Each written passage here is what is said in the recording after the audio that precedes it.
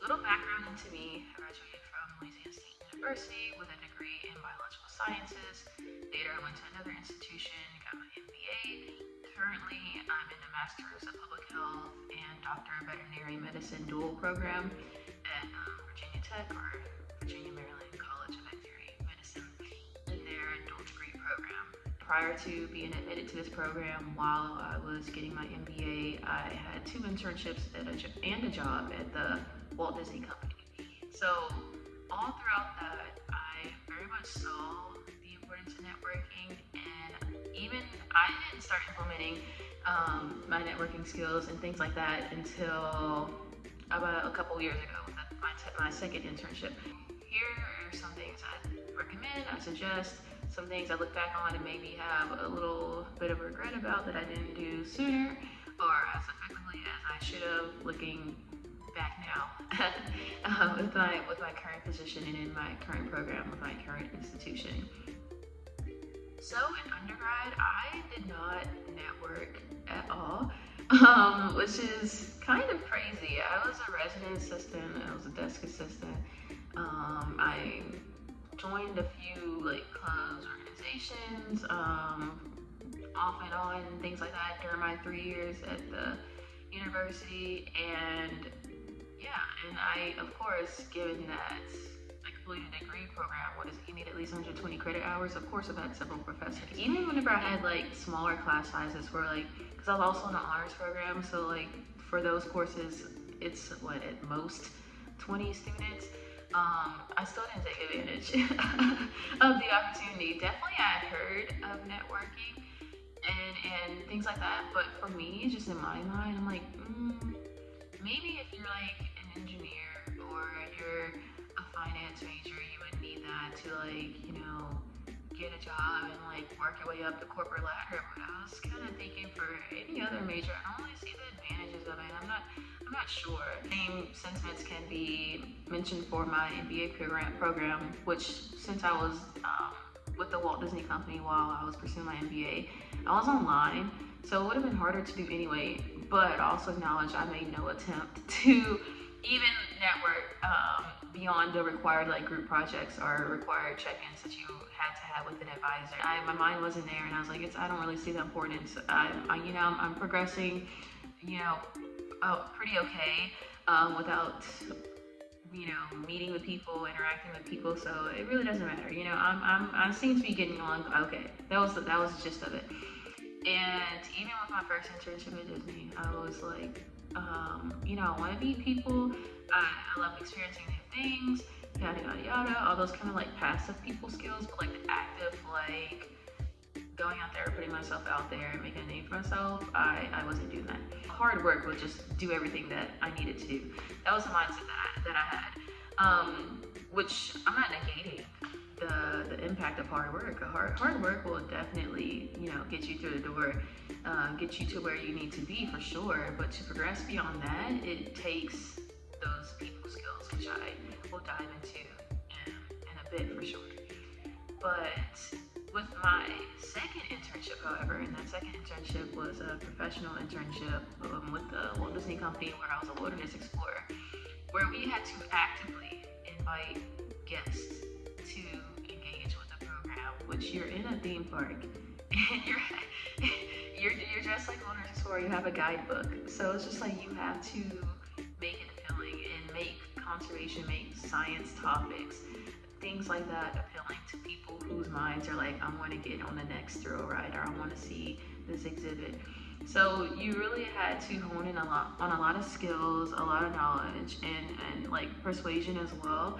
And I feel like that helped me tremendously, because it was kind of like preparing the groundwork for networking that I didn't realize would have as much of an impact until I intentionally started networking. It was constant practice, and again, it was like passive. For me, I didn't see it as like part of a networking thing. I just thought, okay, this is a task that I was given, this is what I have to do for this role, I'm going to do it. But those skills translated so well, moving on, right? So what really put networking at the forefront of my mind was whenever I was looking to progress within the company. It was toward the end of my internship, and my choice is where I either, go back to Louisiana, where I was a vet tech prior to leaving to go to Florida for the program. So I'm like, okay, I can go back to being a vet tech in Louisiana, or I can continue things out here in Florida. Hello, son. But that I would not do it. I was not willing to stay with the company just to stay with the company. It had to be relevant to my overall career goals. So a role did come up, which I mentioned in one of my previous videos, how that kind of just was like luck, literally the stars aligned for me kind of thing. But what got me the actual role though were the connections that I had in the program. I didn't realize how many mentors I had until I needed to call on them for assistance. Which I must say, like, whenever I first moved to Florida, that was one of my goals. I was like, I want mentors. And like, whenever you look up how to get a mentor, like mentorship programs, it's always something like they want you to pay. And I'm like, why do I need to pay for someone to speak to me and give me advice? And that never made sense to me. So I'm happy I never I guess I didn't fall for that kind of thing. But yeah, so once the application came around and things like that, what helped me tremendously, and honestly, without these connections, I don't know if I would have gotten a role at all. Whenever I asked them to review the cover letters for me, whenever I say them, I mean like my management and my internship role. Whenever I asked them to review cover letters for me, whenever I asked them to review the resume for me, whenever they set me up to shadow with the team that I eventually worked for. All these like good things. And the internship was about 7 to 8 months long, so like they knew me pretty intimately and they knew my goals, so they were able to attest to more than just what was on paper and things like that. So again, I was rather passive about that kind of networking, but that's whenever the light bulb went off and I was like, oh my god, the advantages, making it more personal, and having an actual connection with people. And before I go any further with networking, I must say that whenever I interact with people, I don't see people as having dollar signs above their heads.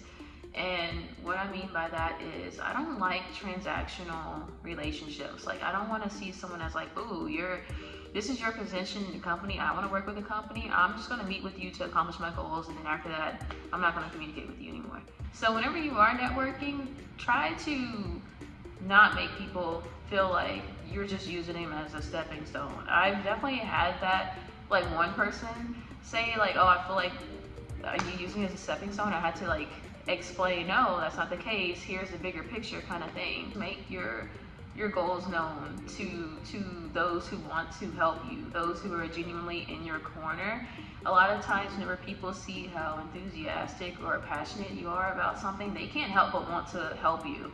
Like, the number of times people will just like spill the beans just because they know I'm like really interested in something, or they saw my eyes light up whenever I talk about something. That has happened so many times. And if I had like remained reticent or just like kind of scared to say what I wanted to accomplish or where I was trying to get, I wouldn't be where I am today. Or if I were the same place where I am today, it would have been much harder to get here. For me to help people feel like, that they're actively a part, that I wasn't like just using them, that I like value them, I value their feedback, and I still remember what they've done for me. I've always sent like gratitude or follow-up emails. Like whenever I was applying for vet school, everyone that wrote me a letter of recommendation, I made sure to, well, most of them I updated them via email. And I was like, hey, thank you so much for doing this for me. I'll keep you posted. And for the one person I hadn't I saw like frequently, I just like told the person, I'll keep you updated and things like that. And then after my acceptance, I was like, hey, thank y'all so much again because I got accepted. So just having that follow-up and then a follow-up to the follow-up definitely helped tremendously to know that they made a meaningful impact, and it's okay to let people know how much you appreciate them. Definitely give people their flowers while they're here. I believe in that as well, and people appreciate it. And in doing that, that's why I utilize things like LinkedIn. So it's like I don't have to like do something actively, like send them the emails anymore, since like I already sent the follow-up and I sent the follow-up to the follow-up. But you still want them to be connected, right? They can see your accomplishments. There you are. If anything, like years in the line, if I need them again, it won't be like, hey, I used you for this, right? And years later, I want to use you for this too. It's much less of that, but it's more of like, okay, remember, you helped me with this, and I definitely appreciate it, and you've seen my progression over the years. Can you like help me get to this next point? It's much easier to rely on people and get like meaningful letter of recommendations, getting meaningful connections, getting just all these like good things. It's easier once you have that genuine connection with someone and you maintain that genuine connection with someone. So that's definitely something that I do now that I'm in vet school. One thing that I've done, which the summer before I start my classes in the fall, I was like, I'm in the town now. I am taking summer courses, but like they're online, so I'm pretty flexible with my schedule. And I know that the professors, at least most of them, are here on campus. Now is the perfect opportunity for me to connect and meet with these professors before things get chaotic for the fall. This is something I started doing recently, and I would suggest doing is riding a wave. Which, whenever I say that, whenever a professor or in your job a manager or whatever else, whenever someone says, stop by anytime, give me a call, send me an email, meet with me anytime that they open the door for you to like interact with them, take it. Even if you don't see the advantage of meeting with them yet, you never know how that's going to pay off at the end. For me, whenever the professors would say, like after I complete a class or something like that, they'd say like, okay, stop by anytime, stop by, say hi, if you ever need anything, let me know. Okay, so follow that up, and I was like, can I meet with you? When can I? And I have had a 100% success rate with that. They would not have said it if they had not meant it. And if they said and they didn't mean it, that's not on me. That kind of thing. Anything that helps you like stand out amongst like the class, so that you're more than just a name on a page, they're like, oh wow, this person did this good thing. Ride that wave. For me, with online classes, it was for me at least, it was a particularly hard assignment, and I was scared about what grade I'd get on it. But like once it was graded, the professor, I got a high score on it, and the professor left a comment on the project or whatever it was on the assignment, and said, well done, with like a thumbs up. And with this same professor, something else came up too, where I needed their help with something and they helped me out. So I'm like, okay, so my name has been on their mind for at least 2 instances right now, and it's like for a good reason. All right, I'm gonna ride this wave. And so like from there, I asked to meet with them, because like, okay, I have a student who like performed well, I have a student who helped do this. Now you can see me in person, because these classes are online. Now you can see me in person, put a face to the name. I let you know what my goals are and things like that. And yeah, went from there. Someone has a good first impression of you, or just impression of you in general, just really dig in and let them know you more intimately. Let them know you more intimately in that way, in that professional sense, and go from there. Which these events just happened for me, so like, it's okay to like, you don't need to look for an immediate payoff for these things. Again, it's like, it's a genuine professional connection. Even if all you gain from it is gaining a professional connection, that's fine. Don't see people as dollar signs. Don't be transactional with your approach in any regard. Don't be transactional with how you approach people. Especially people just love connecting, and that which is great. For me, I remember getting kind of overwhelmed, because I'm like, okay, I'm meeting these professors, and now these professors are recommending other people to meet with, and I'm like, wow, this is a lot. These are a lot of names, a relatively short amount of time, but it's been a lot of fun. And that's another thing about networking. Once you get the hang of it, it's addictive. And now, like, even with my peers, I'm like, let's connect. You know, any opportunity that you have with like your colleagues, whatever else, like ask for that professional connection. It's just so much fun. There's so many advantages to that, even if it's just interacting with other professionals.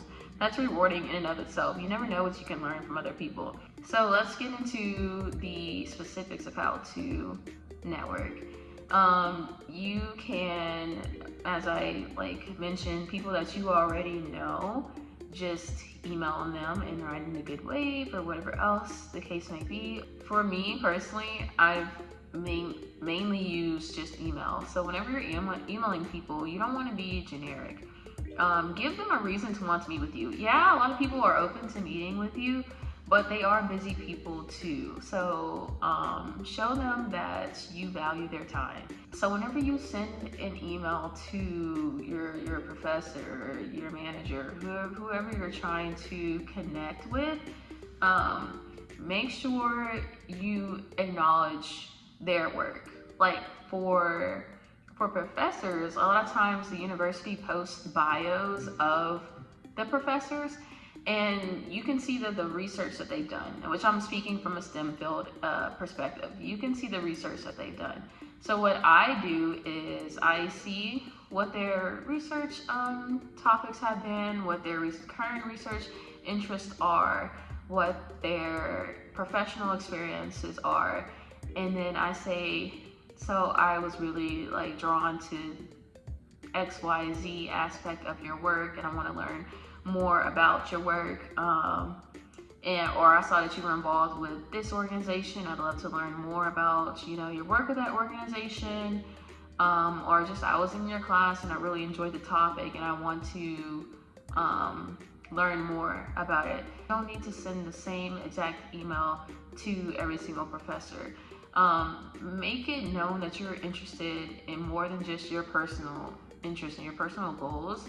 Make it so that you're also interested in them and what they do, and they'll appreciate that a lot more, and they'll be more inclined to help you.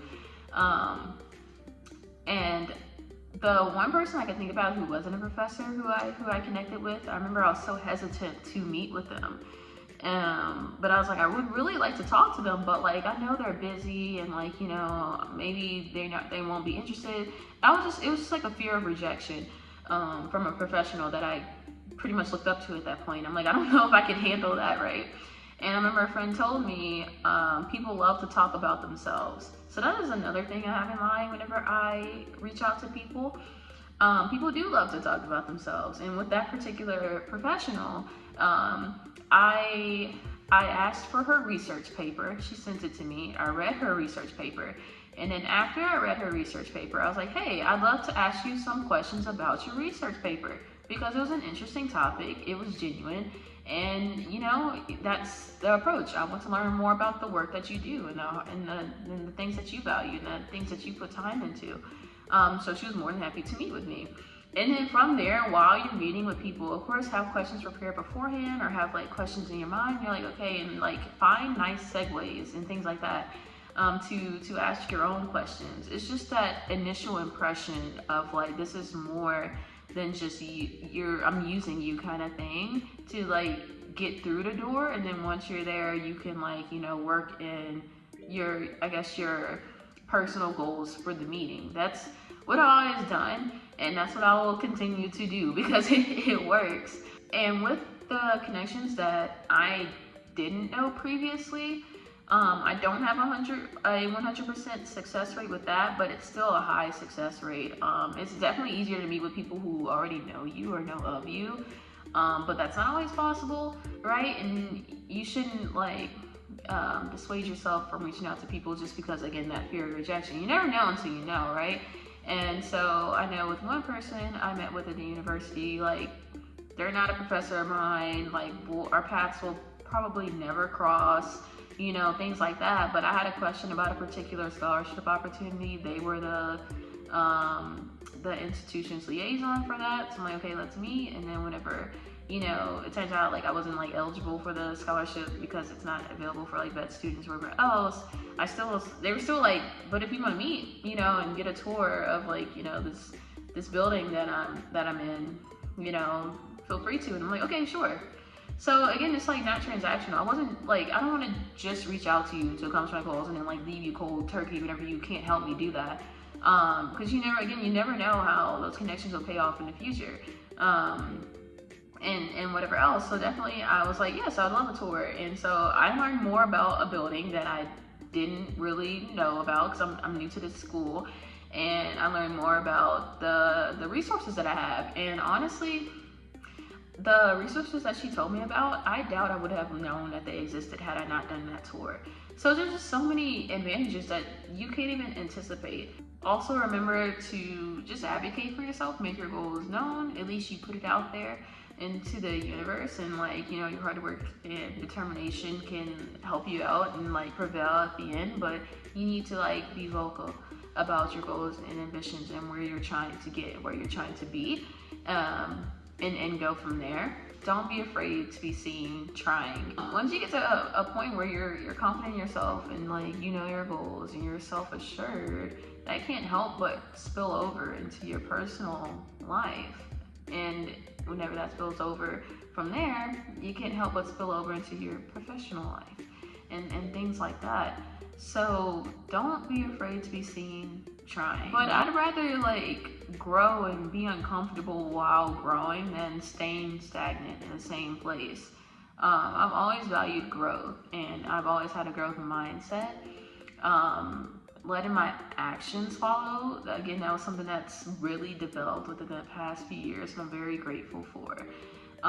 Definitely, I'm not saying like, you know, I'm perfect at it, but there are still times where I hesitate and I have to tell myself, you know, get real. Why are we hesitating here? What are you afraid of? Like, you're self-assured, you know what you want to accomplish with this. Go for it. And you also know that like your intentions are genuine. Why not go for it? Why not do it? You never know until you know. And I'm the kind of person, like, I don't like what ifs. So I'd rather go and try to do something. And again, you know, possibly be embarrassed while doing it or look awkward while doing it, than just to sit there and just think for the rest of my life, what if I had tried? What would have happened? No, now I know what would have happened, or I know what will happen. I know the outcome because I tried it. So that's my thing. I'm not one to just sit and just think like, if I had done this probably would have happened, but I'll never know. That's not me. That's not me. Work on that within yourself, and again, it will translate into your professional life and things like that. So definitely, it takes practice, and I'm a more confident person now because of things like that, because I put myself out there, because I'm seen trying and things like that, where it's just like, shame doesn't really come to mind to me anymore. Like, I don't take things as personal as I used to now, and like, it's just helped me, like, and again, that professional growth has helped me in my personal life. It's always vice versa. Things happen in tandem. Again, it's easier said than done. I still am naturally introverted. I'm very much more of like a sit back and observe kind of person. And as mentioned previously, whenever you grow up, just kind of have the mindset, oh, hard work, all you need to do is work hard, everything else will come. And then whenever you grow up and you realize, oh, that's not true. that's not true. It's a balance between, like, you know, remaining your authentic self and developing your people skills to like grow and progress, you know, without losing yourself or without feeling like you're putting on an act and things like that. That's why it's just like, you make sure you're in the right environment that is conducive to your personality and your goals and your values, which thankfully I've been in those spaces where I don't have to perform, I don't have to put on an act. I can be my authentic self, you know, but in being my authentic self, I'm still developing those people skills. So it's definitely been a journey, but a rewarding one. Again, I'm definitely still improving on it. I still have times where I do hesitate, but it's just a matter of talking yourself through it. You never know until you know, and just being able to be seen and just be comfortable being seen trying. Don't like just give up easily and things like that, just because maybe you're not seeing an immediate payoff and things like that. Some things do happen immediately. I've had things just like as soon as I ask for something, or as soon as like, you know, I initiate something, it happens like this. And other times it's taken a bit, which is hard because I'm not a patient person either. But it's all worth it. Like, time is gonna pass anyway, so make the most of the time now. Okay, just do what you want to do now, and just see what comes from it. Because at least now you know whether it was a good fit for you, or you know whether it was a detriment to you. You never know until you know. You never know until you try. So keep that in mind. Keep the courage. Have like your goals well defined, unshakable. Have your values there, but also in all that, keep an open mind with the situation. Be flexible. Which again, this is like, it feels like I'm just like, you know, giving all these like, I don't know, golden words out, but I'm being completely honest. It's a process. It's a journey, and it'll pay off. Once you start moving with intention, things start happening like quick. So it's definitely balanced. It's definitely been a journey, but a rewarding one. So keep all those in mind and keep at it.